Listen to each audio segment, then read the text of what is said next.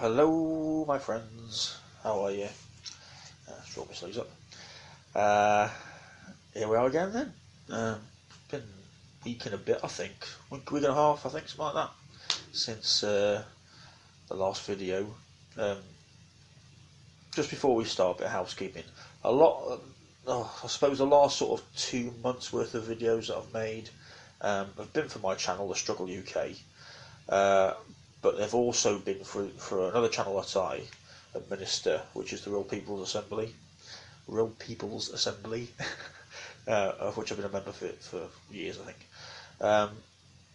So if you're wondering why it's been a sort of a strange sort of trying to cover different topics at the same time, well, not strange, but just covering too many topics at the same time, that's partly why I'm trying to cover my topics I want to cover and the topics for the group, because we're sort of basically a sort of an anti-austerity, it's the Real People's Assembly against austerity group.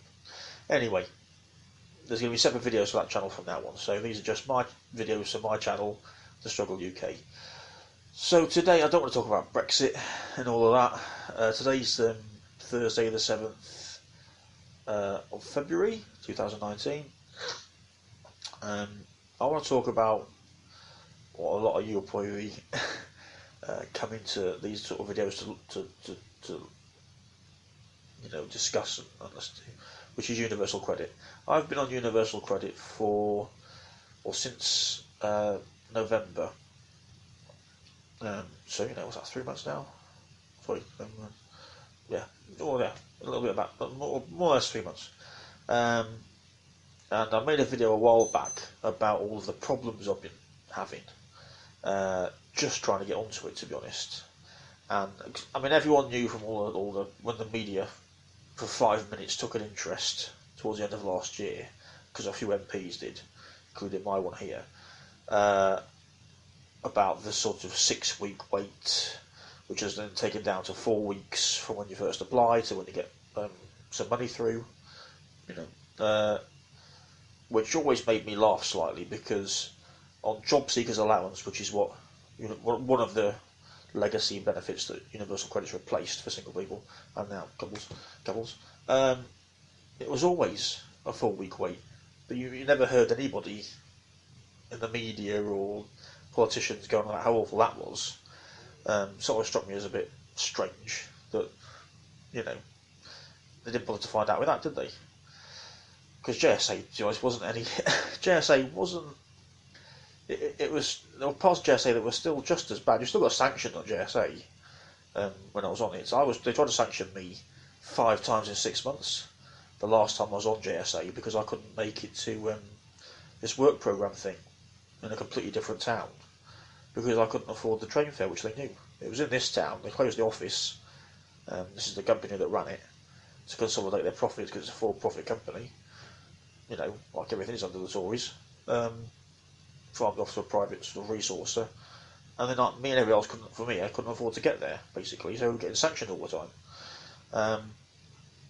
Anyway, that's our story. But anyway, so everyone knows about the 6-week wait. Went down to 4 weeks, but what no one told. I mean, I never heard it anywhere, and I still don't hear it now, actually. If it's mentioned at all in the press about universal credit or whatever, or by politicians, there's loads of other stuff that I've learned that are hugely problematic, just as problematic, really, in many senses. So what you do is, if you haven't got on, if you're lucky enough not to be put on universal credit yet, but you're worried that you're going to be at some point. So I've got the flashlights, my TV over there. What happens is it's all online now. So you go onto the website, DWP, sort of universal credit website, and then you log in and you sign in, basically. So you sign up for universal credit, which is the first part. So your name, your address, all that sort of stuff, and then the second part is it's a ID verification to verify you are who you say you are, so you're not stealing vast amounts of crap with huge amount of money you're given, which you're not. You'd think you're being given £1 million or something. I mean, it's total crap to prove who you are, but it's obviously designed by somebody down in London, that works for the DWP, who's never ever, from the year dot, not had a passport, not had a driving licence, not had credit cards coming out their backside. You need all this stuff to do it. You need an iPhone, ideally. I haven't got an iPhone, or an Android phone, I think, or something with a certain version of Android from memory. Anyway, I didn't have any of these things, so I couldn't do it. And I met loads of people locally who couldn't do it either. And I tried three different occasions to do this, because what you do is they do it through a third-party website, so like the post office, credit reference agencies, things like that. Then it wouldn't do it. So the options are phone up. They're sort of phone, I think. But I mean, I was on for 2 hours at least, two different occasions, an hour each basically, and never got anywhere because there's so many people phoning up. So I went in the end. So I'd advise going in if you can. If you're close to your job centre or you're in town doing something and it's not local to you, I'd go in and sort of try it that way, because you can have what they'll do is they'll set up an ID verification sort of appointment thing, where you have to bring in your sort of something with your address on, like a statement or something, your bank cards, your passport if you've got one, driving licence. Anyway, this is such. I mean, I've seen this once in reported about the time when I was trying to do it, end of last year, but I've not seen it again. Which was that the government. This is such a problem, such an issue. The government the DWP, were advising people who didn't have a passport, which are going to be a lot of people trying to sign on to universal credit, because by the nature of the whole point is you're signing on because you haven't got the money, you haven't got any money, so it's highly likely you're not going to have a passport or a driving licence, for a lot of people in that position, like myself. So they were telling people basically to pay for provisional driving licences, which I believe is £35-ish if you do it online, and I think 45 if you sort of do it by post, something like that. But there again, another problem. If you're having to go and sign on to universal credit to claim it, you're not likely to have a spare 45 quid hanging around. I don't, never do. Even if you're working, because of course universal credit encompasses people who are working as well, and not making enough, which is a lot of people. You may be in this position watching this, or you may be out of work like me, looking for viable work that a bleeding adult can survive on in 2019 in Great Britain, one of the most expensive countries in the world to live in. So that was another problem. Luckily for me, I started all of this, the first part, applying for universal credit itself. So forget about the verification part for a minute. I think on the 5th of November. And I thought, because I hadn't finished the verification part, the claim wasn't finished, But then when I actually finally got into the job centre for this ID verification appointment, it was around about the 5th. No, it was the 10th of December, so about just over a month later. And when they went on the system, they apparently counted me doing the first part as me being on it, basically. So my 4 weeks had passed. So I didn't think I was going to get any money before Christmas at all. I thought it was going to be another 4 weeks after Christmas, But they counted that 4 weeks, so that was good. But I still had to have this ID verification thing, as you don't get any money through, even though it says on the system. I mean, it said on mine, you'll get paid tomorrow, basically, which what should have happened if I could have verified my ID in that previous month. So anyway, it all sort of worked out in the end, but just out of complete luck, really. Managed to get a little bit before Christmas, which helped the family. Not much, but a bit. So then now every month I'm having to go in every month, about 5 days before my payment date, for a job search or work search appointment thing. Now, this is the second thing. When you start on the system, you have to check into the system, because they put things on there, particularly at the beginning. They put things on there, steps that you have to do with dates, and if you miss the dates or you miss the steps, you've got a chance of being sanctioned then. There's a guy in Flint I was reading about who, an elderly chap, didn't have a computer, didn't know how to use computers, didn't have a smartphone or tablet or anything like that, and so he couldn't do the stuff online anyway, which is totally inflexible, having it all online, and so therefore he didn't know about all these dates, so he missed them all, and had been sanctioned numerous times, and didn't know he'd been sanctioned. So obviously he was getting no money through, which is why he then sort of went to the job centre and said, what's going on with this? So that's something to look out for. What else was there? When you used to be on job seekers allowance, like I say, which universal credit's replaced, you used to be able to get something called a budgeting loan every now and again for the cost of one-off things that were just too pricey for you to sort of buy, basically. So instead of getting a loan at a payday lenders or going to Bright House and getting ripped off, for getting a washing machine and then, paying sort of over the odds for Christ knows how long, like 4 times how much it costs or whatever. But from what I can tell on UC, you can't get that anymore, from what I can see. So that's not something I see in them. So there doesn't seem to be anything there, a mechanism, I could be wrong, but I haven't found the mechanism yet, where you can sort of apply for one-off loans. That was always a loan, you'd have to pay it back bit by bit, but I can't find anything like that that's connected to universal credit yet at the moment. So as far as I know, there isn't anything. There's this discretionary fund, but I don't think that, I think that applies to, well, they call it something else now. That applies to when you first try and claim, and if you're waiting the 4 weeks. And as far as I know, as far as I can find out myself, I haven't delved too deeply into it, but I can't find anything like that. If you're already on it, and you need to pay like a one-off bill that's more than you can afford, or things like that. So it's there's all these little different things that you don't hear about, and you don't find out about unless you're on it. There's also when you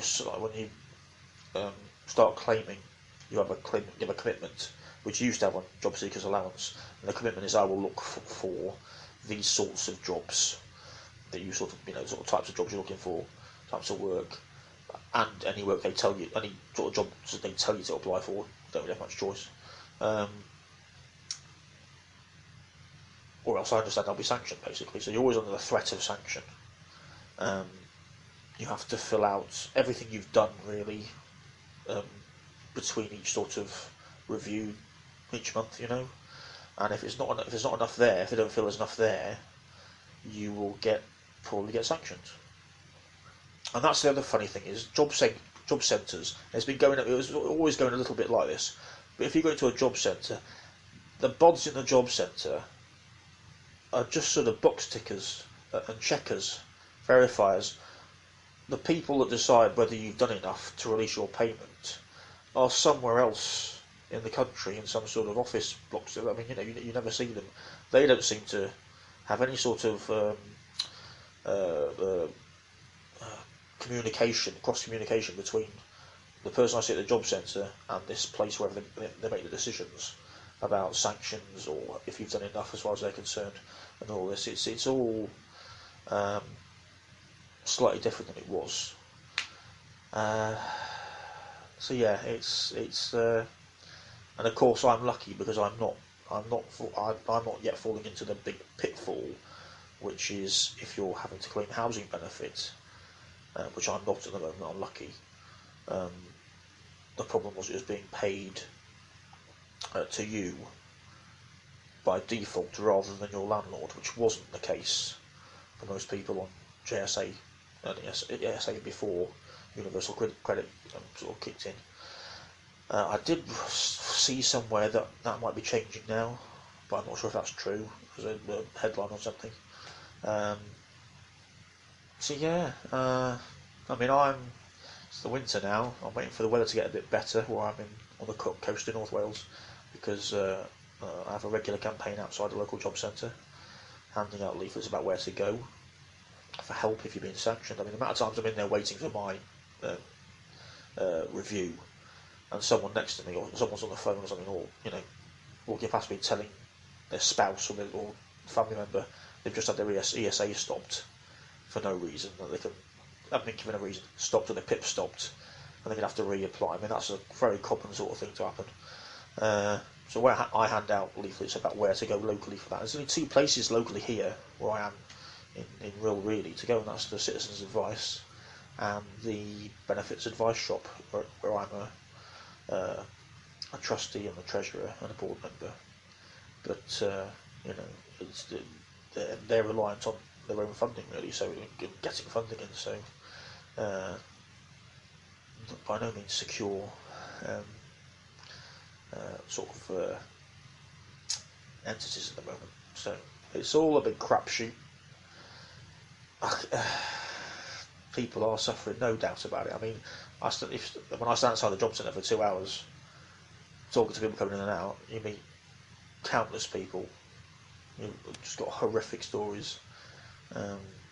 Sometimes they let us film them on camera, and we'll show them. We made a film a while back and showed it, talking heads of people there getting hammered. This was on job seekers though, and stuff like that, and ESA, where they're having sort of friends, family members that have been sanctioned or whatever, and have dropped down dead, or trying to come to appointments and they couldn't afford the transport. They've walked, got a heart condition. One fell out a friend. A few days later he's found dead in his flat because he wasn't up to doing that. But yeah, so I'm still on it. Hopefully not for much longer, because I'm trying to do everything I can, pull everything I can out of the hat to sort of do something else, including self-employment. I'm trying to get the funding for that. Ideas, obviously applying for work and stuff, but here in a seaside town in the off season, the only sort of work there is really is upcoming is in the big caravan parks and stuff, and they won't hire me because I've tried in the past because I've spent all these years at uni now trying to get all the sort of qualifications and things. So now I'm completely priced out of most of the stuff in the area, and I'm not, because I've got no money.